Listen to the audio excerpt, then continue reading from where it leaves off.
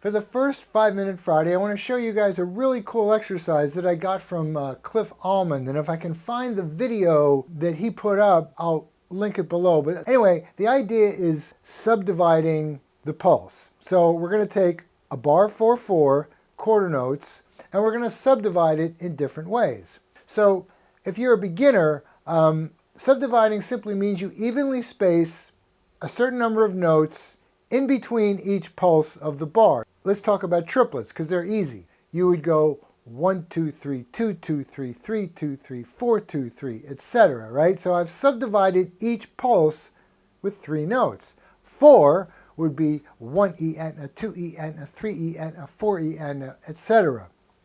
Things get a little more difficult when you start talking about 5s, and 6s are cool because it's double time triplets, and then 7s, and of course 8s are pretty easy too. Now, there is a curveball that Cliff added to this whole thing. You're going to be doing this against paradiddles. So rather than trying to explain that, let me just show you this transcription. So this is 4/4 16th note subdivisions, right and left paradiddle. And I've bracketed the paradiddle groupings in red so you can easily see them. And in this particular case, the brackets aren't really necessary because it's very easy to see and understand. But let's talk about 5s, quintuplets. Now check this out, right? So the first paradiddle ends on the 4th subdivision, and there's an extra note, which is now the downbeat of the next paradiddle, and then the next beat is the second note of the second paradiddle. Yes, it gets pretty complex pretty quickly. So that's the idea. You're using the paradiddle sticking, but you're subdividing starting with 3, 4, 5, 6, 7, 8, and back again. The tempo stays exactly the same. All right, now the reason I'm going through this explanation is because if you don't understand the concept, if you just see and hear what I did, it doesn't sound good. It's an exercise. So here's what I did. 1, 2, 3, 4.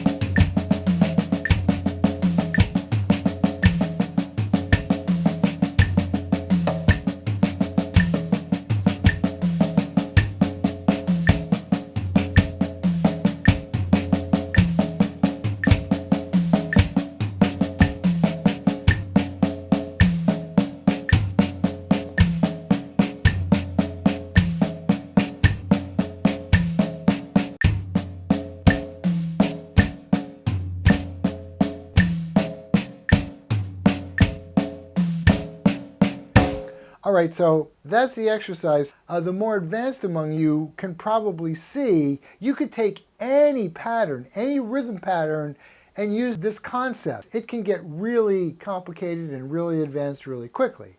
So at this point, you may ask, what possible practical application is this? Especially if I have no plans on playing Frank Zappa's music or whatever. Okay, fair enough. All I can tell you is that it will really help you get much better at subdividing. And subdividing is a skill that every musician has to master.